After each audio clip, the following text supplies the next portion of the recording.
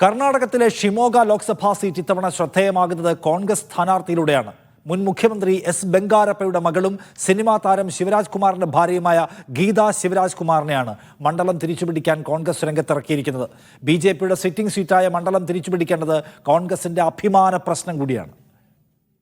കോൺഗ്രസിന്റെ ആദ്യഘട്ട സ്ഥാനാർത്ഥി പട്ടികയിൽ ഇടം പിടിച്ച മണ്ഡലമാണ് ഷിമോഗ. പാർട്ടിക്ക് വൈകാരികമായ അടുപ്പമുള്ള ദക്ഷിണ കന്നഡയിലെ ഷിമോഗ തിരിച്ചുപിടിക്കാനുള്ള ഒരുക്കത്തിലാണ് ഗീത ശിവരാജ് കുമാറിനെ ഇത്തവണ കോൺഗ്രസ് കളത്തിലിറക്കിയിരിക്കുന്നത്. ഒരു ദശകത്തോളം ജയിച്ചു കയറിയ മണ്ഡലം 2004 ബംഗാരപ്പ ബി.ജെ.പി സ്ഥാനാർത്ഥിയായതോടെയാണ് കോൺഗ്രസിന് കൈമോശം വന്നത്. ബംഗാരപ്പയ്ക്ക് ശേഷം 2009 മുതൽ ബി.ജെ.പിയുടെ കയ്യിലാണ് ഷിമോഗ.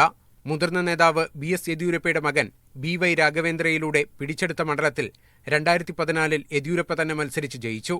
കഴിഞ്ഞ തവണ വീണ്ടും രാഘവേന്ദ്ര സ്ഥാനാർത്ഥിയായപ്പോഴും ജയം ബി.ജെ.പിക്കൊപ്പമായിരുന്നു.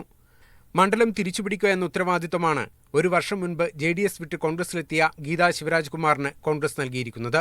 അച്ഛനിലൂടെ നഷ്ടപ്പെട്ട മണ്ഡലം മകളെ രംഗത്തിറക്കി പിടിച്ചെടുക്കാനുള്ള പദ്ധതിയാണ് കോൺഗ്രസ് ആവിഷ്കരിച്ചിരിക്കുന്നത്.